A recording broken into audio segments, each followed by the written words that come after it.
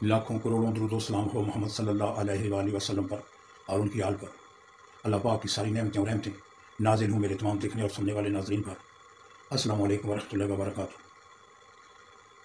الفاتحہ، سورہ الفاتحہ قرآن حکیم کی پہلی سورت ہے، اور اللہ پاک نے اس کی شان بہت زیادہ بتائی ہے۔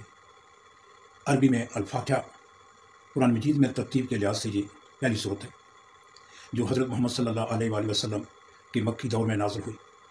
اس کی آیات کی تعداد 7 ہے۔ یہ انتہائی عام سورت اور ہر نماز میں پڑھی جاتی ہے۔ اس کے بغیر نماز نہیں ہوتی۔ اس کا نام الفاتحہ اس کے مضمون کی مناسبت سے ہے۔ فاتحہ اس چیز کو کہتے ہیں جس سے کسی مضمون یا کتاب کا یا کسی شے کا افتتاح ہو۔ دوسرے الفاظ میں یوں سمجھیں کہ یہ نام دیباچہ اور آغاز کلام کا ہم معنی ہے۔ اس سے ام الکتاب اور ام القرآن بھی کہا جاتا ہے۔ اس سورت کے متعدد نام ہیں: فاتحہ، فاتحہ الکتاب، سورہ الکنز، کافیہ، وافیہ، شافیہ، شفاع، سبع مثانی، نور، رقیہ، سورۃ الحمد، سورۃ الدعاء، تعلیم المصلح، سورۃ المناجہ، سورۃ التفویض، سورۃ السوال، فاتحہ القرآن، سورۃ الصلاۃ۔ یہ سارے نام اللہ پاک نے اس ایک ہی سورت کے ہیں۔ جو زیادہ مشہور ہے وہ سبع مثانی ہے۔ ایک روایت کے مطابق وحی کا سلسلہ بھی اسی سے شروع ہوا۔ دوسرا نام جو ہے فاتحہ الکتاب ہے کیونکہ قرآن کریم اسی سے شروع کیا گیا ہے۔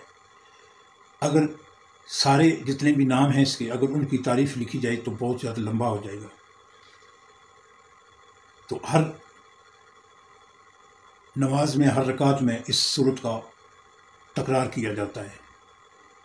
اس کے ذکر سے یا اس کے پڑھے بغیر نماز نہیں ادا کی جاتی یا نماز ہوتی نہیں۔ اللہ پاک نے سب سے پہلے اس کتاب میں اس سورت کا ابتدائیہ بتایا ہے۔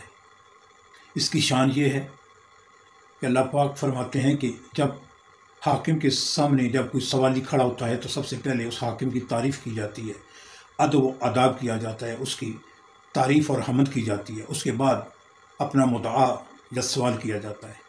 اسی لیے اس کا جو نام ہے فاتحہ رکھا گیا ہے۔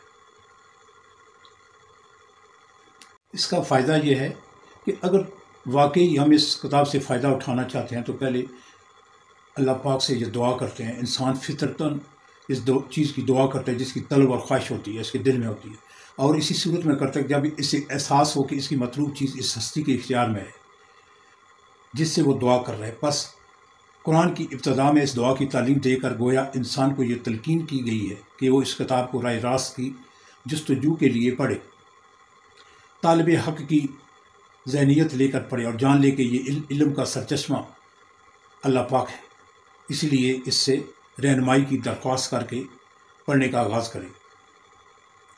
اس مضمون کو سمجھنے کے بعد یہ بات خود واضح ہو جاتی ہے کہ قرآن اور سورہ فاتحہ کے درمیان حقیقی تعلق کتاب اور اس کے مقصد کا سا نہیں بلکہ دعا اور جواب دعا کا سا ہے۔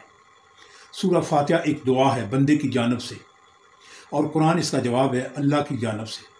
بندہ دعا کرتا ہے کہ اے پروردگار میری رہنمائی کر۔ جواب میں اللہ پاک پورا قرآن اس کے سامنے رکھ دیتا ہے کہ یہ ہے وہ ہدایت اور رہنمائی جس کی درخواست تو نے مجھ سے کی تھی۔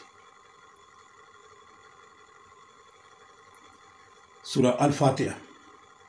اعوذ باللہ من الشیطان الرجیم، بسم اللہ الرحمن الرحیم، الحمد للہ رب العالمین، الرحمن الرحیم، مالک یوم الدین، ایاک نعبد و ایاک نستعین، اہدنا الصراط المستقیم، صراط الذین انعمت علیہم غیر المغضوب علیہم ولا الضالین، آمین۔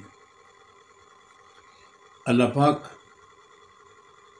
فرماتے ہیں اللہ کے نام سے شروع جو بڑا ہی مہربان نہایت رحم والا ہے۔ سب تعریفیں اللہ ہی کے لیے ہیں جو تمام جہانوں کی پرورش فرمانے والا ہے، نہایت مہربان بہت رحم فرمانے والا ہے، روز جزا کا مالک ہے۔ اے اللہ، ہم تیری ہی عبادت کرتے ہیں اور تجھ ہی سے مدد چاہتے ہیں۔ ہمیں سیدھا راستہ دکھا، ان لوگوں کا راستہ جن پر تو نے انعام فرمایا، ان لوگوں کا نہیں جن پر غضب کیا گیا، اور نہ ہی گمراہوں کا۔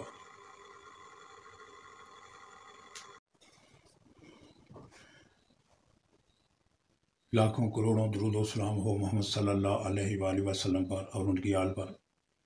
اللہ پاک کی ساری نعمتیں اور رحمتیں نازل ہوں میرے تمام دیکھنے اور سننے والے ناظرین پر۔ السلام علیکم ورحمۃ اللہ وبرکاتہ۔ ناظرین، سورہ البقرہ اردو میں بکر کو گائے کہتے ہیں اور عربی میں بکر کہتے ہیں۔ اس سورت کا نام درمیان میں ایک جگہ گائے کا ذکر آتا ہے، اس لیے اسی مناسبت سے اس کا نام البقرہ رکھ دیا گیا ہے۔ اللہ پاک نے سورہ البقرہ میں یہ فرمایا ہے کہ یہ وہ کتاب ہے جس میں کوئی شک نہیں، یعنی اللہ پاک کی یہ جو قرآن مجید ہے یہ اللہ پاک کا کلام ہے، اس میں کوئی شک نہیں ہے۔ اور جو اللہ سے ڈرنے والے ہیں ان کے لیے راہ ہدایت ہے۔ جو غیب پر ایمان رکھتے ہیں، یعنی اللہ پر ایمان رکھتے ہیں، اچھی طریقے سے نماز پڑھتے ہیں، جو اللہ نے ان کو دیا ہے اس میں سے خرچ کرتے ہیں، اور جو اے نبی صلی اللہ علیہ وآلہ وسلم جو آپ پر نازل ہوا، یعنی قرآن پاک نازل ہوا، اس پر ایمان رکھتے ہیں۔ جو اس سے پہلے آسمانی کتابیں ہیں وہ ان پر بھی ایمان رکھتے ہیں، اور روز آخرت پر ایمان رکھتے ہیں۔ یہی لوگ اللہ کی طرف سے ہدایت یافتہ ہیں اور فلاح پانے والے ہیں۔ جو لوگ کافر ہیں، جو کفر کرتے ہیں، ان کو آپ ڈرائیں یا نہ ڈرائیں کوئی فرق نہیں پڑتا، وہ ایمان نہیں لانے کے۔ ان کے دلوں اور کانوں پر اللہ نے مہر لگا دی ہے، ان کی آنکھوں پر پردہ پڑا ہوا ہے، اور ان کے لیے عذاب عظیم تیار ہے۔ اب سورہ البقرہ کی تلاوت میں اردو ترجمہ کی جاتی ہے۔ اعوذ باللہ من الشیطان الرجیم، بسم اللہ الرحمن الرحیم، الف لام میم، ذالک الکتاب لا ریب فیہ ھدی للمتقین الذین یؤمنون بالغیب ویقیمون الصلاۃ ومما رزقناہم ینفقون۔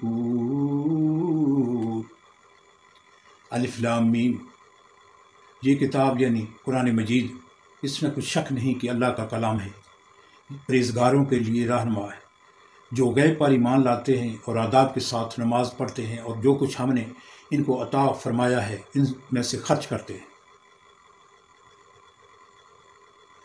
والذین یؤمنون بما انزل الیک وما انزل من قبلک وبالآخرۃ هم یوقنون۔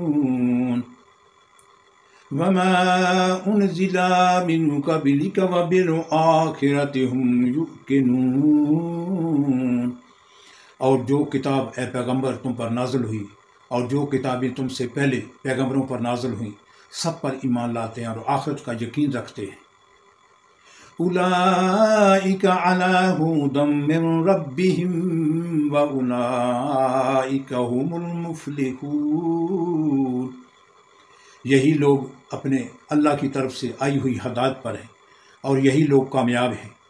ان الذین کفروا سواء علیہم اانذرتہم ام لم تنذرہم لا یؤمنون۔ جو لوگ کافر ہیں انہیں تم نصیحت کرو یا نہ کرو، ان کے لیے برابر ہے، وہ ایمان نہیں لانے کے۔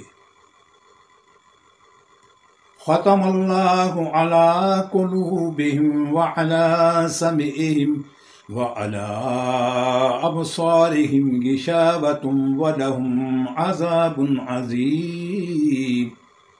اللہ نے ان کے دلوں اور کانوں پر مہر لگا رکھی ہے اور ان کی آنکھوں پر پردہ پڑا ہوا ہے اور ان کے لیے بڑا عذاب تیار ہے۔ وَمِنَ النَّاسِ مَن يَقُولُ آمَنَّا بِاللَّهِ وَبِالْيَوْمِ الْآخِرِ وَمَا هُمْ بِمُؤْمِنِينَ۔ اور بعض لوگ ایسے ہیں جو کہتے ہیں کہ ہم اللہ پر اور روز آخر پر ایمان رکھتے ہیں، حالانکہ وہ ایمان نہیں رکھتے۔ يخادعون الله والذين آمنوا وما يخدعون إلا أنفسهم وما يشعرون۔ یہ اپنے خیال میں اللہ کو اور مومنوں کو دھوکہ دیتے ہیں مگر حقیقت میں اپنے سوا کسی کو دھوکہ نہیں دیتے اور اس سے بے خبر ہے۔ فی قلوبہم مرض فزادہم اللہ مرضا ولہم عذاب علیم بما كانوا یکذبون۔ ان کے دلوں میں کفر کا مرض تھا، اللہ نے ان کا مرض اور زیادہ کر دیا اور ان کے جھوٹ بولنے کے سبب ان کو دکھ دینے والا عذاب ہوگا۔ صدق اللہ العظیم۔ ناظرین، سورہ البقرہ کی آیت نمبر 1 سے لے کر آیت نمبر 10 تک تلاوت میں اردو ترجمہ اور اس کا شان نزول، تمام جو آیات تلاوت کی گئی ہیں، زمان نزول کیا تھا وہ بھی بتا دیا ہے ابتدائیہ میں۔ السلام علیکم ورحمۃ اللہ وبرکاتہ۔